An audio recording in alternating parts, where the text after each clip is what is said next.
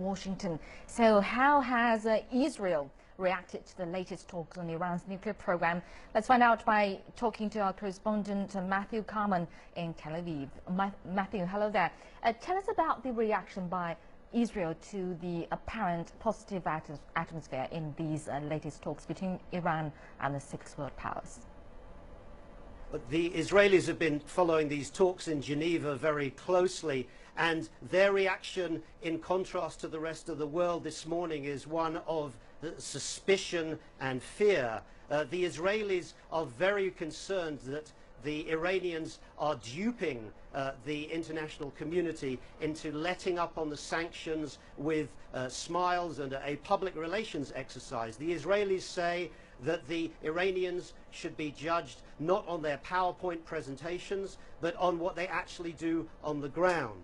Yesterday, the Israeli intelligence minister, Yuval Steinitz, warned the international community that Geneva 2013 might be a replay of Munich 1938, when Hitler fooled the world into thinking that he wasn't going to go to war, and then a year later he did.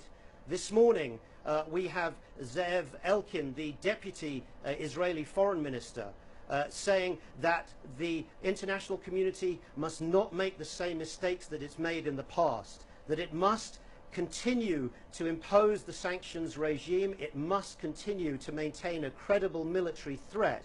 Otherwise, it says, the Iranians could just be stringing them along, trying to buy more time, continuing to enrich uranium, and continuing to develop a ballistic missile capability. So the Israelis are warning very, very strongly that the international community should judge the Iranians by their actions on the ground, and not by what they're saying in the talks in Geneva and playing for time.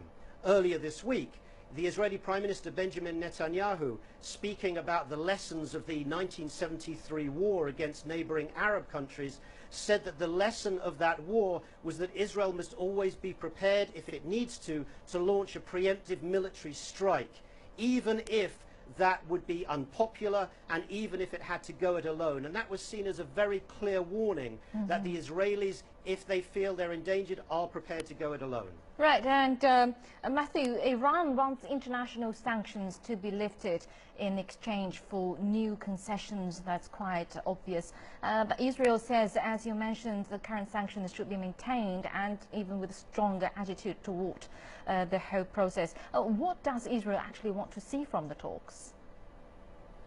Israel says it would like to see the talks succeed.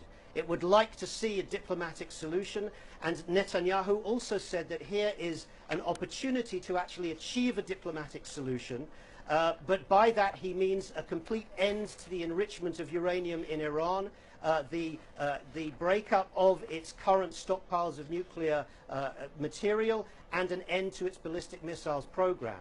What Netanyahu is saying is that that must come at the start of the negotiations. It can't wait until the end, that the Iranians have got to move first. And the Israelis say they want to see the talks succeed, but he said, Netanyahu said, it would be a historic mistake if the international community were to ease up on sanctions and reduce the credible military threat before the Iranians had actually produced something on the ground. So the Israelis are very suspicious of the Iranians, but they say if these talks are handled correctly, if the international community learns from its past mistakes, then perhaps, just perhaps, they will succeed, and the Israelis say they support that. All right, thank you very much indeed. Our correspondent Matthew Kalman reports from Tel Aviv. And you've been watching CC